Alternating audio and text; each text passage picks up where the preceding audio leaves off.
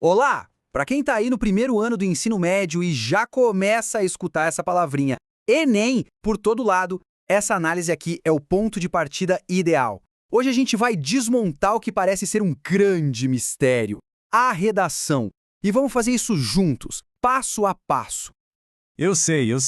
É só ouvir falar e a redação do Enem já parece uma prova gigante, quase um monstro, né? Um desafio enorme que parece até meio distante. Mas a verdade é que não precisa ser assim, não. Pensa comigo. Ninguém consegue construir uma casa inteira de uma vez só. É um processo. Primeiro vem o alicerce, depois as paredes, as conexões, o acabamento. A redação funciona exatamente da mesma forma. E hoje a gente vai descobrir quais são esses tijolos essenciais para construir um texto nota 1000. Então, este aqui é o nosso plano de construção. A gente vai desmistificar essa ideia de monstro, construir o alicerce com tema e tese, definir a estrutura, conectar as ideias, fazer o acabamento com a gramática e, no fim, traçar um mapa para o futuro. Vamos lá!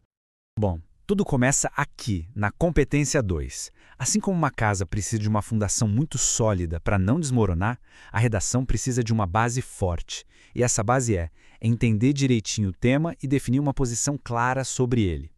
E o que é essa tal de tese? Não é nada de outro mundo, viu? É simplesmente a ideia principal, a opinião sobre o assunto que vai ser defendida ao longo do texto. É a resposta direta à pergunta do tema e ela precisa aparecer logo de cara, ali na introdução. E olha só, essa tese funciona como um fio que conduz toda a construção. Ela organiza tudo.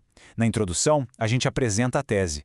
No desenvolvimento, a gente defende com argumentos. E na conclusão, a gente retoma para fechar o raciocínio.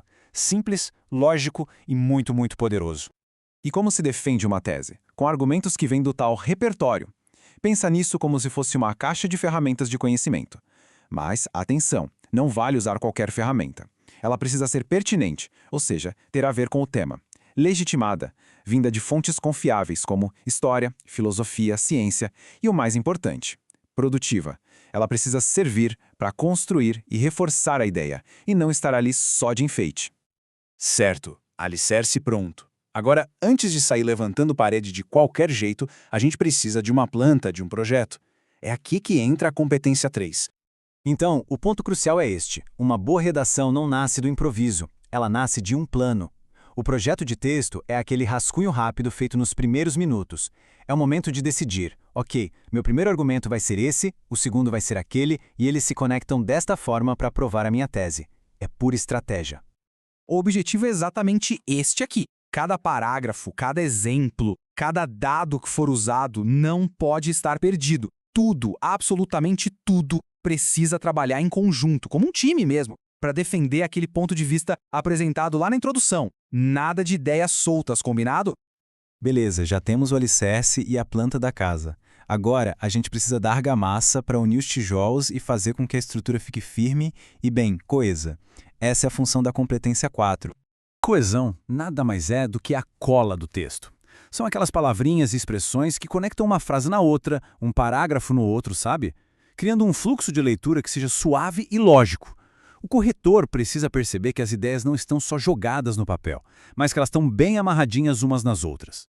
Percebe a mágica? A primeira versão parece uma lista de robô. Já a segunda, a segunda flui.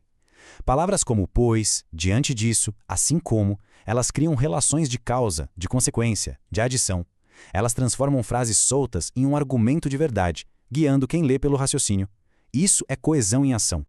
A nossa casa está de pé, agora falta a parte final, o acabamento, a pintura, os detalhes. Na redação, esse é o papel da competência I, o domínio da língua portuguesa. Aqui, os avaliadores estão de olho na capacidade de usar a norma padrão, a linguagem formal.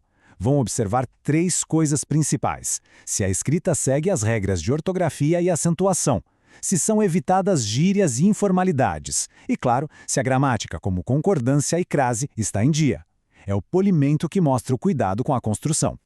Muito bem, passamos por todas as etapas da nossa obra. Agora, temos em mãos o mapa, o guia completo para começar a construir as próprias redações.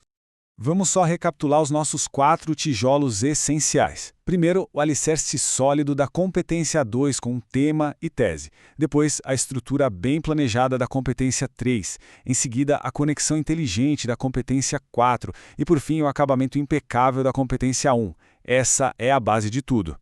Olha, ninguém vira mestre construtor da noite para o dia. Escrever bem é uma habilidade que se desenvolve com o tempo, com muita prática, com erro e acerto. O mais importante, especialmente para quem está no primeiro ano, é não ter medo e começar. Simplesmente começar. Então, a pergunta final é esta. Olhando para esses 4 tijolos, qual deles precisa de mais atenção primeiro? É definir uma tese mais clara? É planejar o texto antes? Usar mais conectivos? Ou revisar melhor a gramática?